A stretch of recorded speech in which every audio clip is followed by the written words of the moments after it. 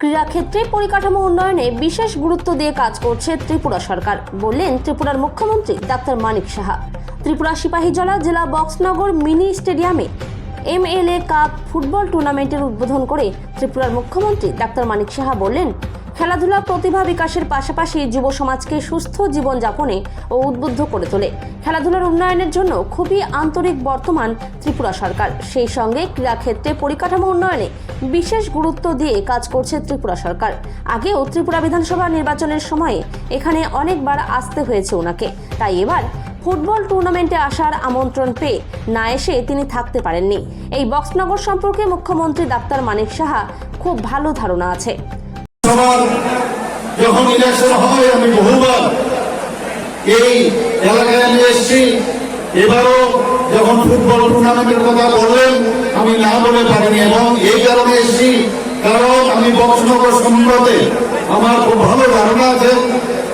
এখানে গত কয়েক দশক ধরে যে উন্নয়ন ছোঁয়া আমি দেখেছি, সেই উন্নয়ন ছোঁয়ার জন্য কিভাবে উন্নত করা যায় তার জন্য আমি এবং আমাদের সরকার আমরা সচেষ্ট রয়েছি এবং সেটা ব্যাপারে কাজ করছি বলতে পারি। আজকে আমার খুব ভালো লাগছে এখানে যে MLA টুর্নামেন্ট, যেটা গত আজকে এবার নিয়ে 3 বছর হচ্ছে, তার আগেও প্রায় 5 বছর পরে এই টুর্নামেন্ট বন্ধ ছিল, এবং আমার কাছে যা খবর আছে প্রায় 1 মাস ধরে এই টুর্নামেন্ট চলবে।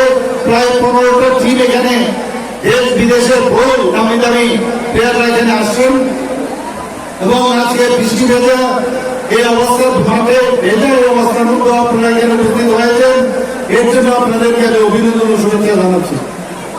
আমাদের সরকার খেলাধুলার উন্নতির স্বার্থে মাননীয় প্রধানমন্ত্রী শ্রী নরেন্দ্র মোদীজি খেলো ইন্ডিয়া, খেলো ত্রিপুরা আমরা যেটা করছি, সবাই মিলে আমরা চাই যে ত্রিপুরার ছেলেমেয়েরা খেলাধুলার উন্নতি হোক এবং সারা ভারতবর্ষে তথা আন্তর্জাতিক স্তরে আমাদের ছেলেমেয়েরা নাম করুক। আপনারা জানেন এই ফুটবল গ্রাউন্ড ত্রিপুরাতে synthetic football ground, tough football ground আমরা অলরেডি 8টা আমরা তৈরি করেছি। আমরা ফ্লাড লাইটে ত্রিপুরাতে প্রথমবার উমাকান্ত মিনি স্টেডিয়ামে খেলা শুরু হয়েছে। এর আগে কিন্তু এই ধরনের টুর্নামেন্ট আমরা দেখিনি, এবং এখন প্রচুর পরিমাণে মানুষ, বাঙালি মানেই ফুটবল, আমরা সবাই জানি বাঙালি সবসময় ফুটবল নিয়ে মাতামাতি সবসময় থাকে। পশ্চিমবঙ্গে তো আমরা দেখেছি, অন্যান্য প্রদেশে আমরা দেখেছি।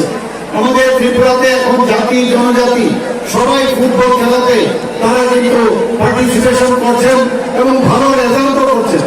আমাদের ছেলেমেয়েরা